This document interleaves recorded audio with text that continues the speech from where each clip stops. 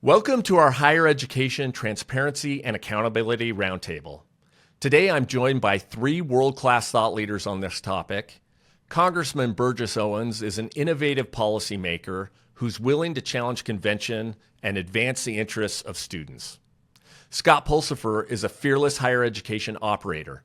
As president of Western Governors University, Scott lives the student-first paradigm. He holds WGU to standards that are far above those mandated by regulators. Beth Akers is among the clearest and most articulate thought leaders in higher education today. She's a senior fellow at the American Enterprise Institute, and her expertise in higher education finance and outcomes makes her the perfect fit to round out this panel. Congressman Owens, President Pulsipher, Dr. Akers, thanks for joining us today. Thank you, Wes. Looking forward to this for sure. Great to be here. Same. Great to be here. Let's get right to the issue of transparency and accountability in higher education. Congressman, I want to start with you. Can you share your perspective on the current state of higher education in terms of transparency and accountability? Well, thanks. That's a great way to start this off. I just want us to kind of remember what's made our country such a great nation. The idea of meritocracy, the idea of free market. In that free market, we look for a few things. Look for outcome. We look for the cost. We look for the value and how we feel when we walk away from something. This is the one area that we have not historically added that equation into the process. We need to bring the free market. We need to bring the idea of doing the very best we can, of merit, of being part of the solution. And that's what this comes down to. I think we're at a really good time in our country's history, and I'll just make it real short in this way. For the first time, the Republican Party has put as a priority education, along with budget and China. I think for the first time, as we talk in the House, the Senate, and we look again at President Trump, we will have the American people also with us on this. So I'm looking for the innovators like the ones you have here with us today, really giving us an idea of what that might look like, how we get the best value out of this process of education as we move forward. Education, big priority, outcomes matter. I love that. President Pulsipher, let's come your way. From the standpoint of an innovative university like WGU, what's your perspective on how innovation and accountability intersect in higher education? Well, I think we want more of both. Maybe that's the one place I'd start, which is I certainly, we at WGU, as including those governors that had the vision for creating Western Governors University, I think they realized that the models and methods and mechanisms and modes that we've long had in higher education, that they weren't going to be the ones that were needed to serve all of the residents of their respective states. And so that meant that they had to rely much more on innovation itself, like to design new models, to design new competency-based, pedagogy, to design more and different delivery models to lower the costs of and affordability. Having said that, if we did all of that and had no measures of accountability for whether or not it was working for the lives of the individuals that they were trying to serve, then it wouldn't have mattered how many different innovative ideas that we came up with. And so I think we had to become really, really clear that WGU exists to better the lives of the students that we serve, and that we actually have to measure and prove that, such that we as an institution are striving to hold ourselves accountable for delivering the value proposition to the individuals that we serve. And so I think that narrative was ingrained in our founding, that we had to know it was going to work. And if it worked, then scale it up. If it wasn't going to work, then stop doing it. I love that. As an institution, accountability is key, and clearly WGU has embraced that. Dr. Akers, you're a scholar, you've studied economics and education, you have a good idea of the system and what's happening in the system. Mm-hmm. What are the most pressing issues in transparency and accountability within the sector today? Well, I want to give a little credit where credit is due. In the past 10 years, we've actually made tremendous progress on the transparency side of things. So when we all went to college, we flipped through that book that looked like a telephone book with the skinny little pages and had no information about the outcomes the colleges and programs we were looking at had. And so innovations during the Obama administration mean that data now is available so that you can somewhat shop on the notion of value. That's a fantastic step forward, and there's still so much more room to go. We don't have the correct data available to make to really make value-based information available to students. So we need legislation to pass that.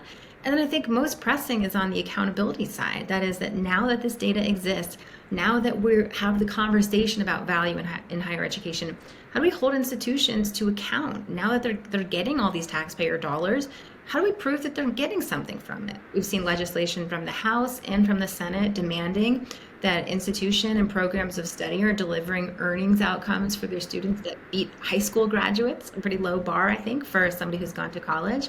Right. It's a great start. And so we need to be moving that direction, and I'm excited that we are moving in that direction. So, Beth, to viewers of this roundtable, I just want to be very accessible in this language. We talk about transparency in higher education.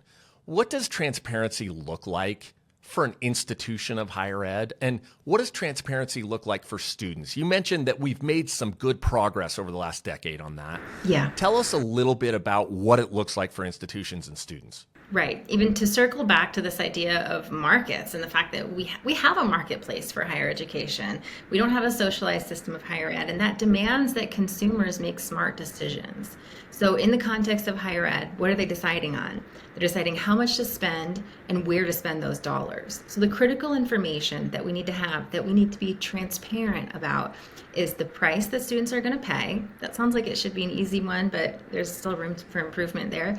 And then what is it that students are getting? And that means making these federal databases available for students, processing the data in a way that's usable for them to make decisions about where to spend their dollars. So it's that information. It's how much am I spending? What's it going to look like over the course of my enrollment? Because sometimes that changes. And then what am I likely to get in terms of employment and earnings outcomes based on what students who have gone before me have had in their experiences? Right. Can I just add a little bit in there? It's something that the president just mentioned a while ago. And I think it's important as we talk about improving this industry that we have to remember what the priority is. The priority has always been the student. I think we've lost a little bit of that insight or that focus over the decades when the priority has been profit. We have too many of our kids coming through the system really not prepared when they leave, with no accountability from the institutions giving it there, and not allowing the innovators to be part of the solution. There are people, and I look at the folks here on this roundtable, there are people who think about this all the time. How can we make sure that the end game, the outcome of kids who come out confident, productive, and willing to be able to give back, and by the way, loving our country at the same time? Those are things that we have to really focus on. So there was something that Thomas Edison said obviously, long time ago: ignorant free can never be.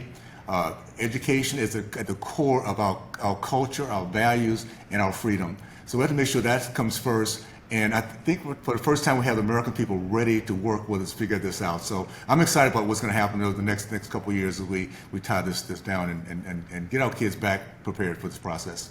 Congressman, are you seeing any gaps in transparency right now? Is there anything that you're seeing in higher education where you're saying, you know what, I think we need better data on that, or the students should have this type of information? Is there anything like that in Congress that you're working on? Well, we're working on the College Reduction Act. That's something which we're kind of giving us a level playing field. Part of that is, what is the outcome? Everything that we do, and as we all know, we look at return on investment. We put our time and effort into this area. What does it give me back? And whether that be in athletics and academia, wherever we go, we put in something to get something out of it. We have too many of our kids going into the system really not knowing what they're going to come out, what the cost is going to be to them. And they come out with realizing they have so much income or so much debt, and they're getting into industries that will never pay those debts off. So there was a responsibility to make sure. There was an old lemon law passed back in the 70s when car manufacturers were pushing cars out. And they finally said, well, there's a linkage to the manufacturer. If they give it a bad product, they have to have some skin in the game. This is what we have to bring to the institution itself. Allow the innovators to compete. Allow, you have a president here that understands what it is to have online learning. That right now is a very big thing. So we need to make sure we expand that So more and more people have that opportunity to do that. And guess what? Every other industry is going to come and try to figure out how can I do my job better to bring more students to my particular platform. Wesley, may I add to that? The legislation that the congressman is speaking is about is actually a tremendously innovative piece of legislation that's holding colleges to account more so than we have ever even discussed in history. So it's a tremendous step forward. And the concern that I think a lot of people have when they look at ideas like this, holding colleges to account, taking away taxpayer dollars, places where student outcomes are bad, is that, well, what about the students that are left behind? I just want to point out that this legislation does a great job of accommodating that. So institutions that are serving minority, low-income students that statistically tend to have worse outcomes, those colleges are getting a break in this accountability standards to make sure that there's continued access for these disadvantaged populations. So it's a tremendous piece of legislation, and I'm looking forward to following that. Beth, I know that you are the expert in the nation on some of these issues, including what are the metrics? What kind of data do we need to hold institutions accountable? Can you give us some specificity on that data? Well, I'm an economist, which means I'm going to come back to the dollars and cents more quickly than anybody else. But I think it's true. Over 90% of people who are going to college will tell you that the reason they're going is to make more money to advance in their career. Education is a mechanism for social mobility, economic opportunity for people in this country, and the accountability standards should match that. So to me, that means looking at the earnings outcomes that students are facing in the initial years after graduation, whether or not that income is sufficient to offset what they paid for very high cost programs. We can also look at whether students are succeeding in paying back the loans that they had to take out in order to pay those debts. Those are the things that I'm most concerned about because, as the congressman said, we should be focused on students. Those are the things that the students are really the most focused on if you ask them what they care about. How do we get to the earning outcome? That's a tough one to get to, and I know that a lot of institutions kind of hold that out as the holy grail. And Scott, we're going to come to you here in a second because I know that you are looking at these cost numbers and the earning outcomes numbers as well.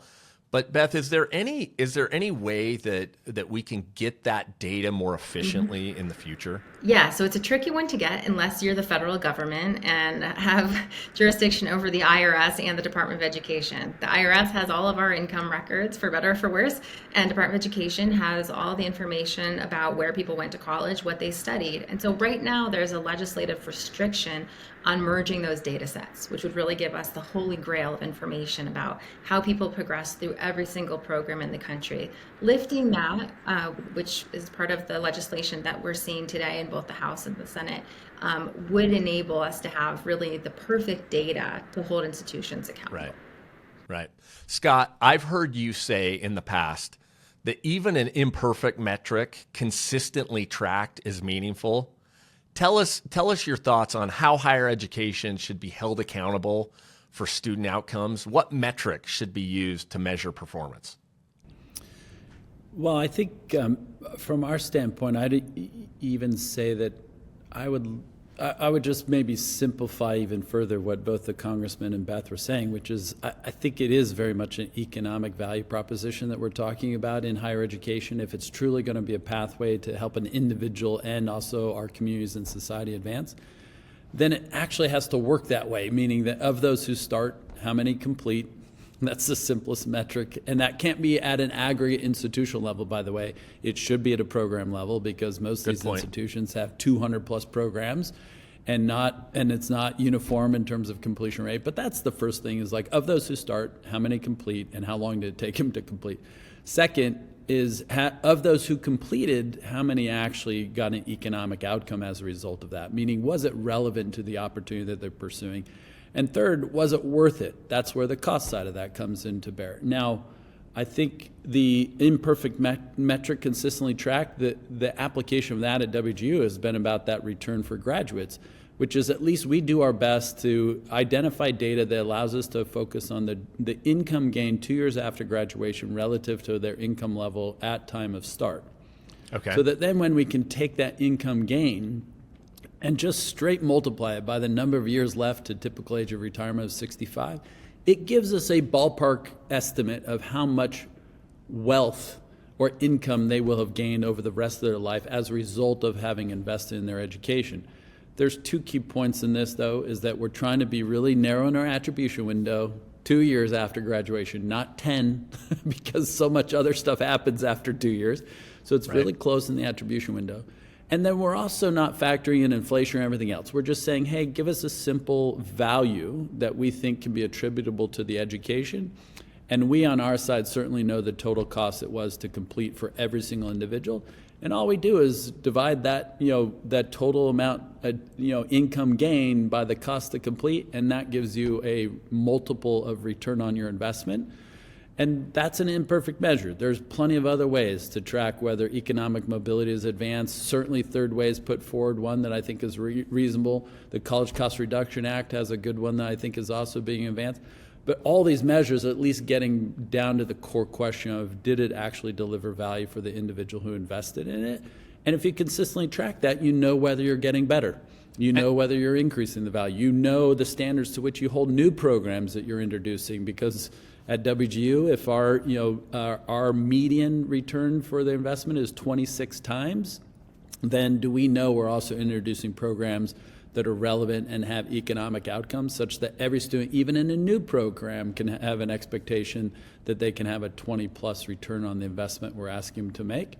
And so I think that's just this idea. I will say one last point on what the Congressman and Beth were bringing up earlier in terms of gaps that we're talking about.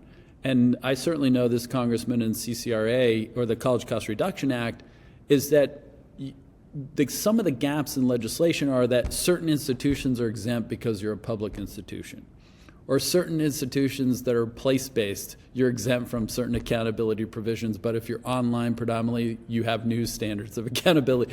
It seems weird that we're creating a whole matrix of all these accountability measures when the consumer of it, meaning the student, they're actually approaching it with the same expectation of outcome.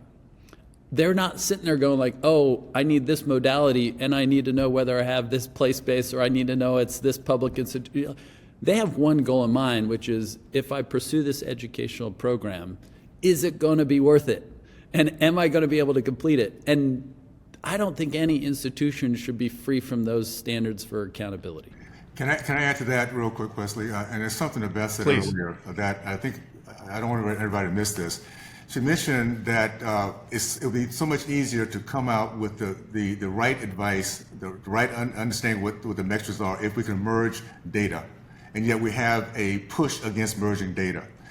Then we have to realize that unfortunately we have powers that be that would like to put their fingers on the scale in terms of which way education should be taught, which platform should be successful. We cannot do that if we're putting the student first.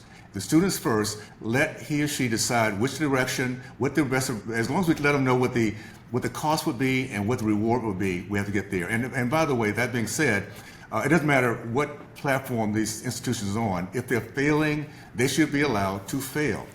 We should not be paying institutions anything out of taxpayer dollar if they cannot show that our kids are succeeding. And this is where the new thought has to come about. We have to look at education so differently we did for the last few decades. It's not about reputation, it's about production. It's about getting our kids out, not only successful without debt, but also loving our country, being excited about their future. If we can't give them that, then we have to really take a good hard look at whether we should continue to fund these institutions that not giving us the results we need. I love this idea of holding all institutions accountable to the same standards. I think that would be a huge step forward in our regulatory environment. Oh, I will say, though, from the sector's standpoint and all the different players in it, you'll hear all the reasons why you can't have that uniform set of standards. They'll tell you, like, oh, we don't serve the same population of individuals. Oh, we have a different multi-factor mission that we're pursuing, and that's not only the impact. But I go back to something that Beth raised, that the vast majority, 75, 90+% of the individuals who are enrolling in post-secondary education are doing so that they can advance in the career and the opportunity that they're pursuing. That is the core value proposition. The student should be the primary beneficiary of everything that we do. To echo Congressman's point, is like, that is what the federal government is underwriting. that it is an engine of economic mobility. There is nothing more noble than enabling that for every individual that goes through education. And so that's what we should expect from it. And we should hold institutions, and for that matter, individuals accountable to it too. You can't say, oh, I enrolled and I'm only doing a little work, but I want to keep drawing Pell dollars, or I want to keep drawing loans, et cetera. You're like, oh no, you an individual too should say, that I'm accountable for my progress. There's good examples of that. Just simply saying, hey, there's a limit to how much we're going to fund your education. You can't be a perpetual student who's always drawing federal loans to fund your continual learning. It's like, hey, you can only take so long to complete the credential you're in. So there's some expectation there, but individuals still have some obligations to ensure that they're rightfully eligible for the investment that the government is actually making in them. So Scott mentions, that there will be a lot of excuses that institutions might have. Beth, I want to come your way for a second. What challenges do institutions face in increasing transparency and accountability? How can they overcome those obstacles?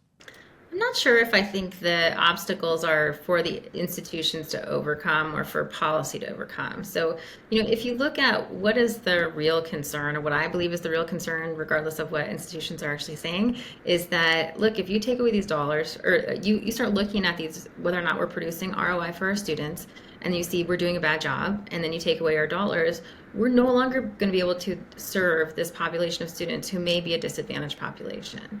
And I get it. We want to make sure that there's universal access to this engine for economic mobility. But the reality is that giving someone access to enrollment at an institution with poor outcomes is not doing them any favors.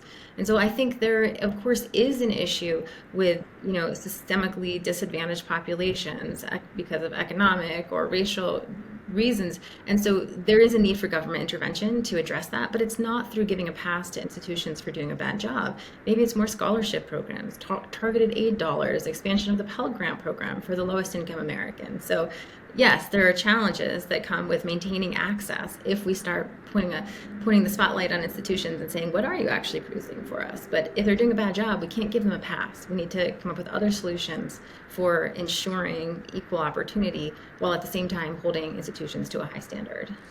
Can I Yep, I'm coming your way because that begged the question of what do we do with the policy? If I can give you a little story I heard a while back that kind of highlights why we're where we are today and why this is such an important, these kind of panels are so important. Horace Mann was the father of public education. He passed away 20 years before Alexander Bell said, "Hello, Watson." Now, that "Hello, Watson" conversation has turned into the computer we all have holding our hands right now, the iPhone, and all the gambit of things. Our education system has not changed very much since Horace Mann's days. We're expecting everybody to be taught the same way. We don't have the innovators sitting in front of them. We have people, some of the very good teachers. My dad was a teacher, so I know what it is to have that innovation within that system. But we have to start thinking quite differently, and that's where this begins right here. What do we do to bring innovation to an industry that's just not had it? Why is it that we can go to franchises, we can go to hotels, we see all these different options, you see success, you see failure, because people are given the opportunity to go out there and try to see the best way they can to bring their customers to them, and they want to hold on to their customers. The best price, the best value, the best convenience, and those are the kind of things we have to bring to the educational system. So my thing is this, and I believe that we have a chance next 2 to 4 years to do this. Let's bring the innovators to the plate. Let them sit down and have a chance to, on a level playing field, compete. Let our students at that point say, well, this will work out best for me based on my cost, based on my vision. We allow that to happen, and guess what's going to happen? Those who bring the best policies, the best ways of doing this without the federal government trying to dictate, we have the most successful institutions in our country. And those who don't will go the way of the dinosaur. They do other things, okay? So I just think this is a good place to be, that parents also are now part of this process, and we now want some change, and I think we'll have enough innovators to help us get there for sure. I think Scott will be excited to compete in that market. Scott, I want to come your way. I want to come your way. Yeah, I was just going to amplify what the congressman is also saying, because it just reminded me of something about WGU that we've dealt with in terms of policy, in terms of being able to deal with accreditation, regulatory oversight, et cetera. that for whatever reason, we approach this eligibility for federal student funding, for federal student aid to an individual student by saying that here are all the design conditions that exist for you to be an institution, to be one that's accredited, approved, et cetera, to provide education for which now a student can receive funding to go to. Right. But that actually has put a huge damper on innovation, because effectively what we did is said, oh no, to be a higher education institution, you have to look like this, do it this way, deliver it this way, et cetera. But that doesn't exist in many places in the broader economy and industry generally. It's like no one focuses on actually how you do it. What they focus on is whether or not you're achieving the impact you're supposed to achieve, whether the outcomes are actually being achieved that we want to achieve, whether it's delivering value for the students. And that's where we're missing what we're talking about here, which is accountability for the impact and the outcomes that a design is achieving, not whether or not that design looks like everything that we already have. And yet even WGU, which doesn't look like any other traditional institution, had to try to force fit our design back into a credit hour or back into accreditation models and everything else.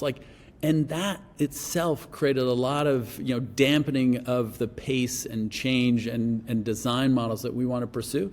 And so you have to have this innovation. Now, one of the other things I love about having had a tech background with venture-backed startups, et cetera, the market does a really good job of ferreting out those things that don't work. And that even happens in early venture, which is if WGU was never going to deliver impact, no one would have kept giving it money. No one would have kept funding its startup phase, et cetera. The federal government would have said, sorry, we're not going to keep giving you your students aid if you can't achieve the right level of completion rates and low cost and high value, et cetera. Well, that exists in almost every other sector where you have a lot of startups, a lot of innovation, a lot of creativity. The things that don't work, they die because you cannot draw the funding, because the outcomes aren't being achieved. They didn't care how you designed it or how you actually delivered. What they cared about is whether or not it delivered the value it was supposed to. And if it doesn't, it dies. This is a great point a point being made by a former Amazon exec who has seen firsthand the disruption in the retail. I mean, there's absolutely no way you'd have online if in regulation or online purchasing of anything, if in regulation you had to look like a mall. Right. And you could never change. I mean, we're facing that in education. Okay. And Wes, let me just say this. You hit it on the head. You mentioned the word disruption. And that's really, I think, where we are right now. And it's, as tough as it's been, because to get here, to have these kind of conversations so that everybody's now looking and talking about it means we had to have something in common. And what's in common, realize that we're failing our kids. All across the board, realize that we're not doing the right things for our kids. So we have to, first of all, which is what's going on now, look at education as a national security issue. It's as important to our country as our military is. We can do everything right, but if we rot from within, we still lose our nation, we still lose our culture. And this is why the free market, the entrepreneurs, the innovators have to be part of the equation. The government has to get out of the way. The folks here have no idea what it is to go out and take a risk, to stay up all night trying to figure out how to overcome, to fall 5 pounds in the face to get back, because they don't go through that process. Why should they be dictating who wins, who loses? They should just let the gates come open, let the free market work. By the way, that's something else we need to start teaching again, the free market capitalism. We're probably the only country that does not teach our own system of financial success. So that's another piece. I'm hoping an entrepreneur out there gets it and brings that to the plate, because that could be a remarkably successful curriculum, to say the least. So anyway, that being said, national security, we now have a Congress who believes that. We're going to have a President Trump, who believes that. And the American people backing us up. We will, the next 2 to 4 years, find some exciting things that we'll see in terms of this particular industry and get our kids that opportunity they need. So this has been a fascinating conversation. And before we end, I want to come to each of our panelists and I want you to answer this question. What's the one key takeaway you'd like this audience to remember about the importance of transparency and accountability in higher education? Beth, first with you. I think we got to shift our focus entirely to student outcomes. And that's what matters for students. That's what matters for taxpayers. And that's where our policy and dollars should be. Outcomes. Love it. Scott, what's the takeaway for you? Well, I think just like access without attainment, like Beth was saying, just like access without attainment is a scam, innovation without impact is a scam. And so that's where the innovation with accountability for impact or outcomes, like that's how the two work together. Congressman Owens, I'll let you finish and tell us the takeaway for listeners on your part. I think everyone on this roundtable can agree our greatest product in the history of our country will always be our kids. What can we give our next generation so they can carry this legacy that we've fought hard for, that we've gotten from our parents? And that legacy can only be done through education. So we have to put education at the very top of our list of priorities, which means very simply allow the innovators to come to the table and compete. Allow them to show us the best they have. We can decide whether it's good or not. If it's not, then we'll leave it behind. If it's good, we will move forward. We should be the #1 country in education in the entire world, not being satisfied to be 30th or 40th, whatever we might land. Our kids deserve the best, and we have the chance to get that done. But let the entrepreneurs, let them loose, let them do their thing. Well, thank you to the panel. This has been insightful and a very inspiring, actually, conversation. I think that our listeners will be well served in listening to the insights here. We look forward to advancing this issue of transparency and accountability in higher education. Thank you. Thanks so much, guys. Thank you all. Thank you.